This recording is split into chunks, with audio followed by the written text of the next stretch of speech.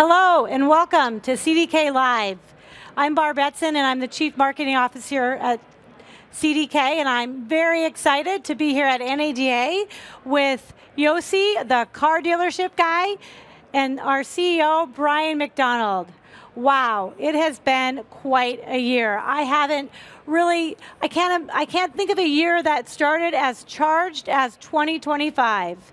So would love to hear from both of you about how do you think 2025 is going to go for dealers? Brian, let's start with you. Well, first, I do want to recognize that a year ago, Yossi had his big reveal here at NADA in Vegas.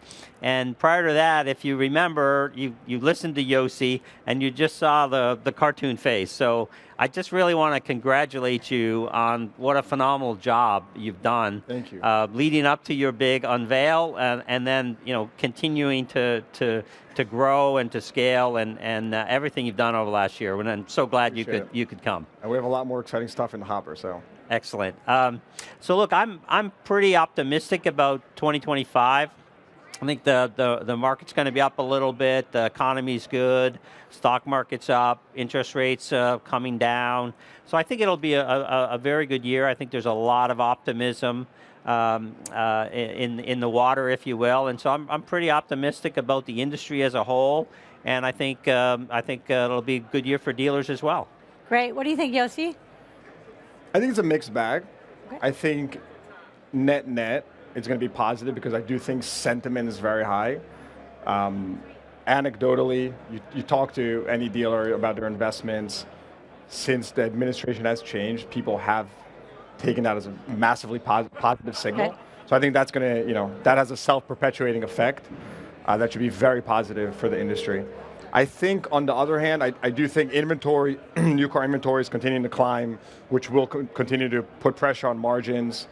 New car prices haven't really teetered much from where they're at on $48,000 average, which is still concerning for affordability. So, just like each year, there's always ups and downs. I think there's going to be some challenges when it comes to inventory and maintaining profitability in an increasing inventory environment. But that said, I think there's a lot of positive in the macro, and especially when you look at just from the regulatory environment, what could be with the new administration. So hopefully it's going to be a good year. Great. Well, I think there's a lot of hubbub in the industry from dealerships about consolidation. So, Brian, do you have any sort of, what do you think about dealer consolidations and what's occurring in that arena? Yeah, look, I think consolidation will continue. It'll, I think, pick up this year. I know two dealers I talked to before the election that are consolidators, and they basically said to me, hey, if one party wins, I'm going to hunker down, generate cash, pay down my debt, see how this thing plays out. If another party wins, I'm going to go and buy more stores. And so that party won. So I think, to what Yossi said, I think the dealers, there's a bit of a buzz. There's definitely challenges, but I think we'll see consolidation pick up. I also think folks that were interested in selling but kind of held back, I think they'll also view that this is a good time to sell if you're a seller. So I think we'll see some very decent consolidation this year. What do you think, Yossi? So I'll take it from a technological perspective, because I think you're right, and I've heard the same thing. Things have just gotten more sophisticated, and I was just mentioning to you before we got on stage that maybe the number one question or conversation I have nowadays is people are looking to integrate several pieces of technology in the dealership just to offer a great buying experience. So maybe you want to integrate a digital retailing tool with your accounting platform, and I'm not going to say DMS because these are platforms now. So I'd say you want to integrate several pieces, and things have just gotten more sophisticated.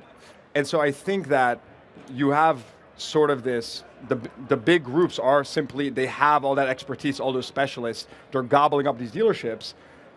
The smaller guys, you're sort of in a tricky situation. It's either you step up and you take the leap from technology, bringing on the latest tools where you can really combine them and just offer a better customer experience, full funnel for the customer, from the moment they start shopping to the moment they check out. Or if you just don't have that drive and ability, then you really do consider selling. So I think then that consolidation will rise, and it'll just be interesting to see how the smaller players, if they step up or they end up selling out. Well, we love your answer. I actually, if you ever want to work for us, would invite you to come on over, because you just really talked about the need for a unified platform. So if you want to, I know you know our head of sales, so we'll sign you up. I'll tell you one more thing, but I think when I spoke with Brian on the podcast, he said something very interesting, which is it's something simple, but he simply said, we have the data, and I like to kind of extrapolate these things. In an AI world, whoever has the data can do the most, right? And so if you think 2, 3, 4 years down the line, how do we get to the point where the customer just goes on the website, hey, what do you want to buy? I want to buy this, and things just start flowing smoothly. You don't have to input your name 3, 4, 5 different times on 5 different systems. You get there with a unified system, with data, with AI, and putting it all together and making it smart and seamless. And if you do that, I think that we actually shorten the buying cycle as well. Because imagine if buying a car was actually as easy as ordering from DoorDash. I'm not saying you want to order it like that. It's a much more discretionary purchase. But imagine if it was that easy. Right. Would you maybe replace your car every 3 years instead of every 5 years? I would. Yeah. So that's how I think about it. That's great. Well, as long as we're talking about AI, and we definitely want to talk about industry trends and keep going on the trends, but you jumped into AI, so we'd love to hear. And you talked about data, which is something we're really, passionate about, of using in, appropriate way. So Brian, it'd be great for you to talk a little bit about CDK's strategy there. Yeah, so I always say internally, artificial intelligence without data, it's just artificial. And we have the data, and we have the human capacity to invest behind it, the financial capacity to invest behind it. And so we think about how do we bring AI insights into all of our products to help people make decisions, to drive better outcomes for the customers, drive more efficiency, whatever it is. And so if you come around and look at our products here today, every one of our products has embedded AI data insights into it, and that's kind of the way we approach it. We call it hybrid intelligence because we want to take artificial intelligence, combine it with the fantastic human resources that are at dealerships, and to bring the hybrid intelligence of the human being and the machine learning and the AI, and of course the data. Yeah. Look, when I think about just adoption in dealerships of the different tech and tools, first we had the phase where everyone just adopted the tool to do something. Right. From as simple as a chatbot to a much bigger system. We've way past that phase at this point, and now it's, okay, who can put it together the best so it saves me time, makes me more money, saves me money. And then beyond that, who can actually, and this is where we're going to go to next, in my opinion, who can tell me and give me the insights so that I don't need to do as much thinking, and it already knows what whether it be pricing vehicles. I mean, you can on and on, but inform me and make it, just continue saving me time, make it easier for me to do my job and quicker.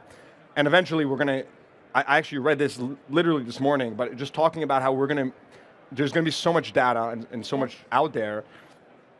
We're going to enter this phase where AI is sort of this buffer between us and the internet. And when you think about it, right, like I said, really informing your decision making on what you need to do. So I'm excited for it. I think it's going to change operating in a big way. Like, buzzword aside, operating will change. Absolutely. We'll focus more on high value tasks.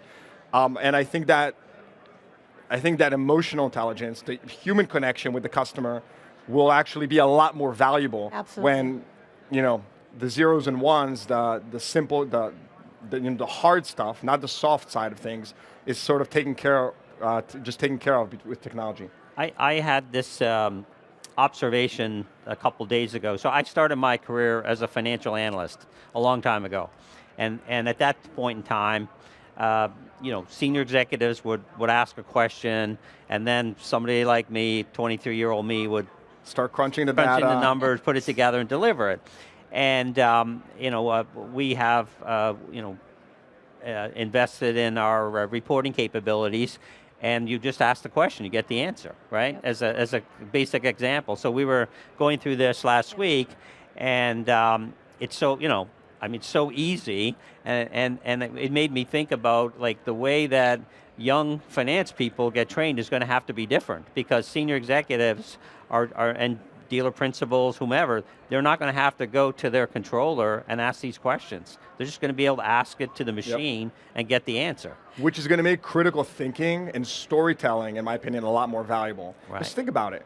Would you send right now your son or daughter to law school? That's a real question you got to ask. I'm not saying a completely different thing, but I'm not saying lawyers are going away. But I am saying that maybe the bottom 20% of lawyers will go away, because if you can make me an agreement of sale in 2 seconds, that's one thing.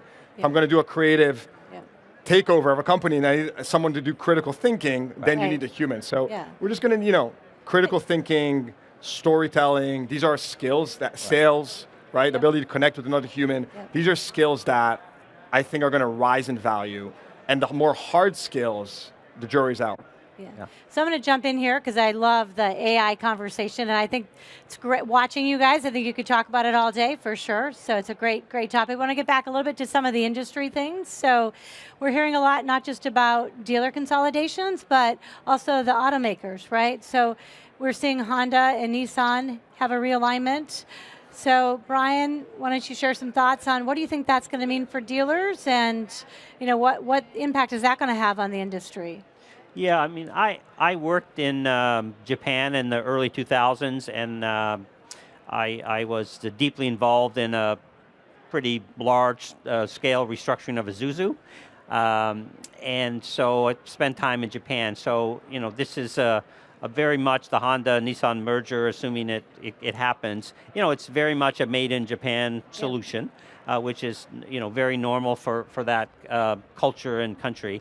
I think, at least in the short term, I think it's good for dealers of both of those brands. They'll have more scale, they'll be able to share some parts, reduce some cost, invest, have more dollars to invest for hybrids, EVs, whatever. So I think it's, I think it's good, and it's good for the dealers. Is sort of my take, and I think there's a reasonable probability that it will happen, because it seems very much a made in Japan solution for for the situation that Nissan in particular is working through. Great, Yossi, maybe comments on that, but do you see other consolidations or things on the horizon with the automakers? Well, I'll answer the first question, which is that I think it's going to accelerate innovation from the automaker perspective. If you think about it, we're going through, again, a technological shift also on the vehicles with EVs. That requires massive investments. Then you have new entrants. You have a lot of pressure from the new entrants, the D2C players that are really trying aggressively to penetrate the market. You have all these dollars flowing in. In the same time, you have a technological shift that requires lots of investment. You got to have a big balance sheet. And if you have the economies of scale, that makes it easier. So whether it's necessarily the best or the worst for automakers or dealers, I just think it's inevitable. And I think that if you think about what good will come out of it, I do think it's going to accelerate innovation, because you're going to have, bigger companies that have more dollars to invest into creating, better vehicles and just better transportation, which is hopefully what consumers want. So I think it's going to be a positive for the industry. Great. Well, 2 more questions. Right. So we want to hear from each of you, like all the dealers out here. So your employees, things are going back to pre-pandemic times. We have high inventory, you really got to sell. So what is your advice? We'll start with Brian on, what do they need to do for their sales folks? Like more training? Is it about technology? Because the pandemic made things a bit different, and now we're back to kind of the old normal, really. Yeah, I think it's a little bit of an all of the above. You want to, like any business, you want to keep your best employees, so you want to treat them fairly. That's not just how you pay them, that's kind of overall. Work-life balance, all those other things. So keep your best people, treat them well, get them the technology that will help make them effective, train them on it, take them out of the chair and get them trained. And then, get back to the basics. Just really get back to the basics. Great customer service, and you're really back to the basics. And Yossi, you were, I mean, obviously you're the car dealership guy, so you were you were in the dealership. So I mean, what do you think? I'm fascinated by this topic because our industry historically just does not have a great reputation. But I get to meet so many dealers that are doing it right. And it does come back to like simple things. It's really nothing fancy, right? But it's just having a good workplace where people are being trained. Yep. There's upward mobility. They're being paid a fair, competitive wage. Yep. There's all the benefits around that. But I do think that, like you said, fundamentals, I'm a really big believer in that. Like I said, especially in an age where technology can do more. Yep. And if your best salesperson is now 3x, 4x, 5x more efficient, they can also sell more cars and focus on what they're best at. So, arming the team with the right tools so that they're not falling behind, and really focusing on that human connection, which I think is going to shine in this world that we're heading into. That's great, great insight. So we're going to ask them here, each of them, for one prediction for 2025. No pressure, but we're going to have it on video, so a little bit of pressure, because we can replay it 12 months from now and see if your prediction came true. So one prediction for 2025. Brian, I'll start with you. Okay, I predict that there will be at least $1 billion plus dealership acquisition. At least one. All right, you heard it here. Yossi, what's yours? I predict that they'll come on the podcast to talk about it. No. Well, that's a given. Yeah. No, I'll give you a real prediction. So I think that EV market share, new vehicle market share, will actually grow faster when EV mandates are removed. Okay. Because I think that the free market will find its equilibrium. And I think that, automakers will make what consumers want, but I think that will lead to a healthy rebalancing, which will lead to EVs growing at a faster pace than they were even with EV mandates. It might not happen right away, but I do think it's going to happen. Okay, well that is great. Really appreciate both of you being here. Thank you, all of you that are here at NADA. Wait, Barb, I have to say one more thing. It's just, it's on the top of my mind. Think about this for a second, right? If I have a mandate subsidizing something, why am I going to, what pressure do I have to innovate on that product? Sure. Right? It's selling. There's an economic incentive. If that is removed and that product is no longer desirable because of the economic incentive, I have the incentive to create a better product, which will sell faster. That's my theory. There's 300 years of history of capitalism that demonstrates capitalism works. There you go, baby. All right, well, you heard it here at CDK Live. Thank you all for joining us. Thank you.